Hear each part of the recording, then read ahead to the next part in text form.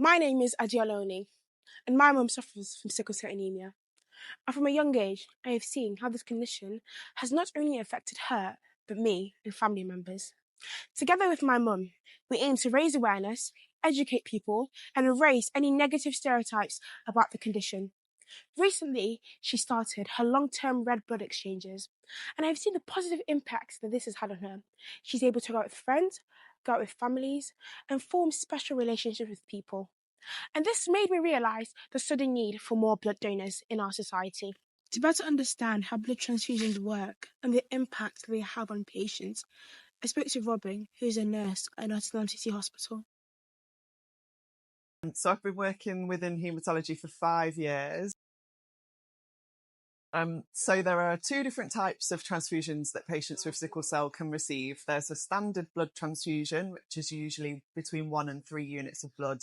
And there's an exchange transfusion, which is when they're hooked up to the machine and will give between 6 and 12 units of blood. So dependent on the severity of the disease, depends on what type of transfusion they'll have and how many units of blood.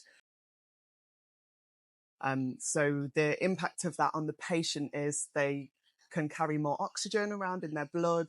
Their blood is at less risk of sickling, which means they're at lower risk of having a painful crisis or another complication as a result of that. They're safer, they feel fitter, they're at less risk of hospital admission. And we can tell that immediately after we've put the blood in, because we'll check their oxygen saturations and it will have shot up to 100%. Usually after the transfusion, it takes the patient 1 or 2 days to fully recover and start to feel the benefit of that. But then after that, they should be good for another 4, 5, 6 weeks before they need a transfusion again. So in between the time of the transfusion, it allows them to live a normal life, work, go to school, and hopefully not be admitted to hospital and hopefully not have too many complications as a result of their disease. Blood transfusions are not only key to sickle cell patients, but to other life-threatening conditions. Dr. Cherie in Nottingham City Hospital sheds more light on this. The major reasons we need transfusion is in a trauma setting, for example, like road traffic accidents or essentially really severe accidents where people lose a lot of blood. And these people sometimes even get transfused before they reach the hospital. And that's essentially life-saving, because essentially if you bleed out the entire, what we call blood volume, one would die. So that's one of the major reasons we need transfusions. And then we need it in quite a lot of other conditions, mostly hematology conditions. So other than sickle cell, we also have thalassemia patients, and thalassemia patients don't make their own blood. And they need to be transfused essentially from the age of sometimes a year in order to be able to have a normal life. And we've had patients who've had relatives who actually died because they weren't able to have transfusions in other parts of the world. We're quite lucky here to have a good transfusion service. So our thalassemia patients need to have sometimes 2 or 3 units every 3 weeks in order to live. We also use blood in our hematology cancer patients and other cancer patients. In hematology cancer patients, because the cancer attacks the red cells, the red cells don't survive very long and they need transfusions to live. And in those who are on chemotherapy, the chemotherapy as well attacks those red cells, and we need to give them blood transfusions in order to keep them well. If your hemoglobin drops too low, you don't get enough oxygen to the important organs in your body, because red cells are very rich in oxygen and they're responsible for carrying oxygen across our body.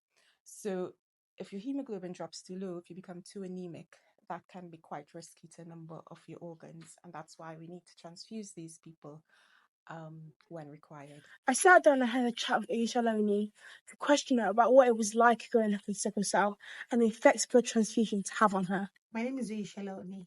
I'm 42 years old. I work in customer services and I was born with sickle cell. I was born in Nigeria and I grew up in Nigeria. Growing up in Nigeria with sickle cell was interesting. There was a lot of stigma surrounding the condition, and people that had it, we were seen as people that would die soon. And some people thought that investment should not be made in form of education or any other thing should not be made in people like that, because they thought we were so sickly, and because of the stigma, we were seen as not up to par, and people that were going to be gone soon. So why waste your money on them? Aside that, people also didn't understand. Um, it was just a mixed bag of different emotions and feelings. People not understanding, people stigmatizing you and thinking you're not up to, even some thinking that you cannot think properly because of your health. Yeah, so that was it. It was a tough one, I would say. I'm okay. I'm just in a lot of pain. So I can't wait for this transfusion because I know that at least the pain should reduce once I do it. So yeah. So I've had the transfusion, the red cell exchange, and now I feel good. My pain has stopped. I was in a crisis before, but that has gone now. I'm very, very happy about that. Of course, I feel more energetic. I have more energy. Like, I feel better within myself.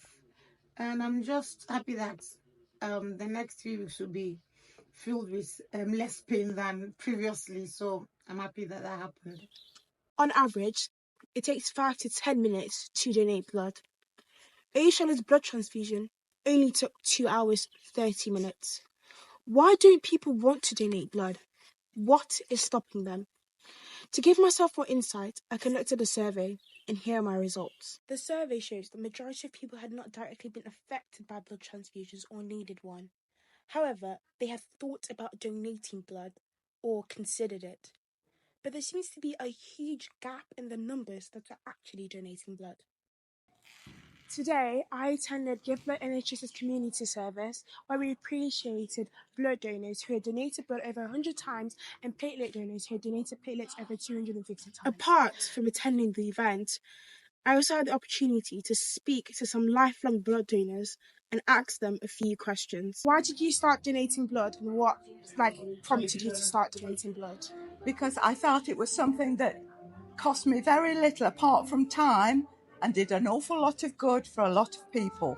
It was my friend who did it when I first started work when I was 18, and I just thought it'd be a nice thing to do. That's good. Okay, how long have you been donating blood for? 47 years. Oh my god. And what's the process like for you? Is it tiring? Is it... No, afterwards I always feel really good. 47 years. Oh my god, that's quite a long time. Yeah.